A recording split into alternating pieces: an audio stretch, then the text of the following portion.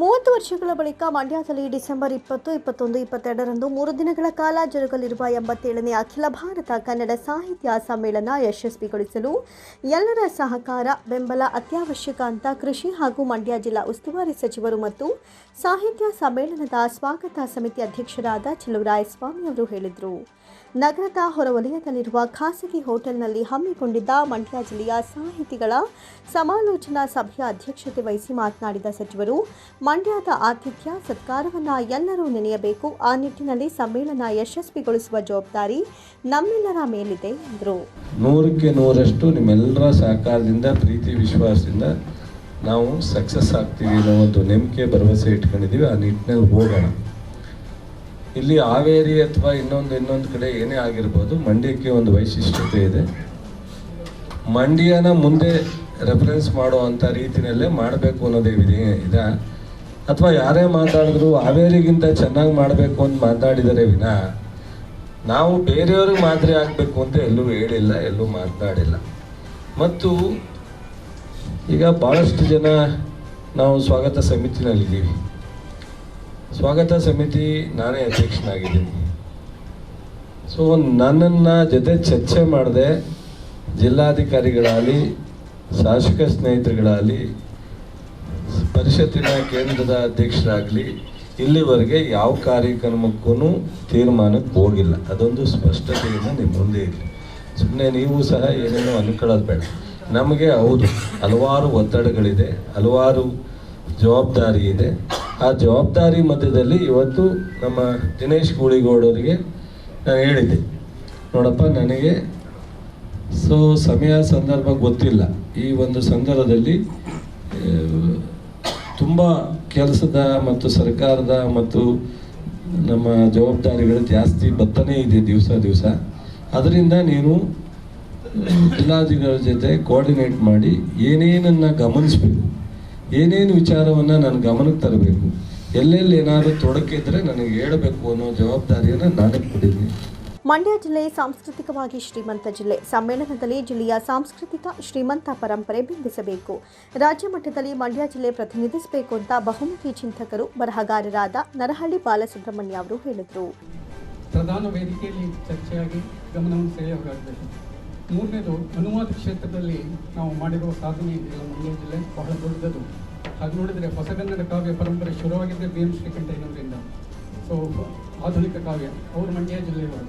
So ಹೀಗಾಗಿ ಶ್ರೀಕಂಠೇಶ್ ಗೌಡರು ಆ ಕಾಲಕ್ಕೆ ಶೇಕ್ಸ್ಪಿಯರ್ನ ಅನುವಾದಗಳನ್ನೆಲ್ಲ ಮಾಡಿದರು.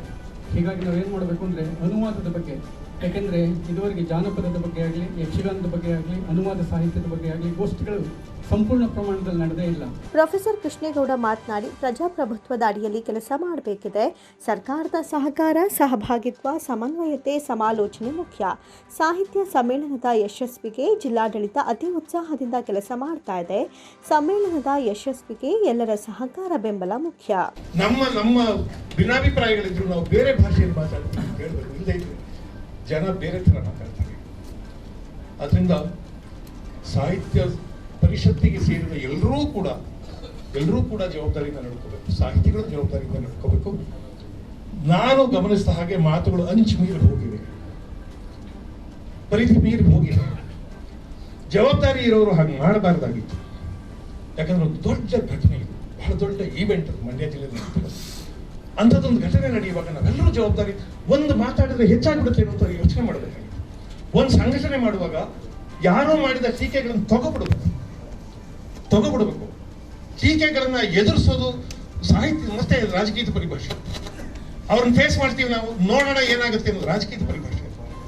ನೀವು ಟೀಕೆ ಮಾಡಿದ್ರೆ ನಾವು ಕಲಿತೀವಿ ಅನ್ನೋದು ಸಾಹಿತ್ಯದ ಪರಿಭಾಷೆ.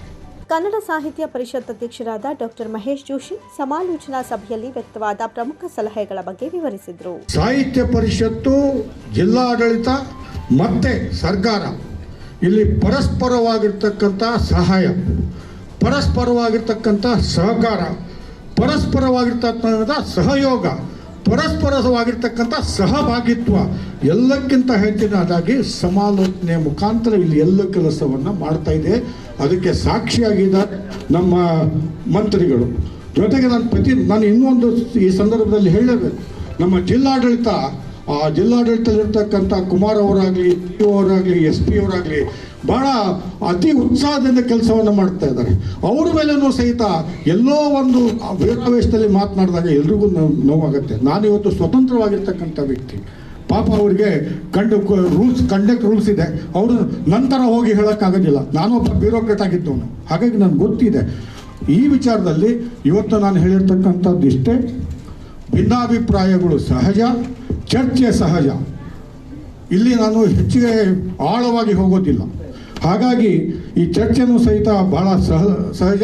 ನಾನು ಏನಾದರೂ ಮಾತಾಡಿದ್ದೇನೆ ಅಂದರೆ ಮಂಡ್ಯದ ಹಿತದೃಷ್ಟಿಯಿಂದ ಮಾತನಾಡಿ. ಸಭೆಯಲ್ಲಿ ಮಂಡ್ಯ ವಿಧಾನಸಭಾ ಕ್ಷೇತ್ರದ ಶಾಸಕ ಪಿ ರವಿಕುಮಾರ್ ಗೌಡ ಗಣಿಗ, ವಿಧಾನ ಪರಿಷತ್ ಶಾಸಕ ದಿನೇಶ್ ಗೂಳಿಗೌಡ, ಜಿಲ್ಲಾ ಪಂಚಾಯತ್ ಮುಖ್ಯ ಕಾರ್ಯನಿರ್ವಾಹಕ ಅಧಿಕಾರಿ ಶೇಖ್ ತನ್ವೀರ್ ಆಸಿಫ್, ಕನ್ನಡ ಸಾಹಿತ್ಯ ಸಮ್ಮೇಳನದ ಸಂಚಾಲಕರಾದ ಮೀರಾ ಶಿವಲಿಂಗಯ್ಯ, ಕನ್ನಡ ಸಾಹಿತ್ಯ ಪರಿಷತ್ತಿನ ಗೌರವ ಕಾರ್ಯದರ್ಶಿಗಳಾದ ಡಾಕ್ಟರ್ ಕೃಷ್ಣೇಗೌಡ ಹುಸ್ಕೂರು, ವಿ ಹರ್ಷ, ಮಾಧ್ಯಮ ಸಂಯೋಜಕ ಎಲ್ ಕೃಷ್ಣ ಸೇರಿದಂತೆ ಇನ್ನಿತರರ ಹಿರಿಯ ಸಾಹಿತಿಗಳು ಉಪಸ್ಥಿತರಿದ್ದರು.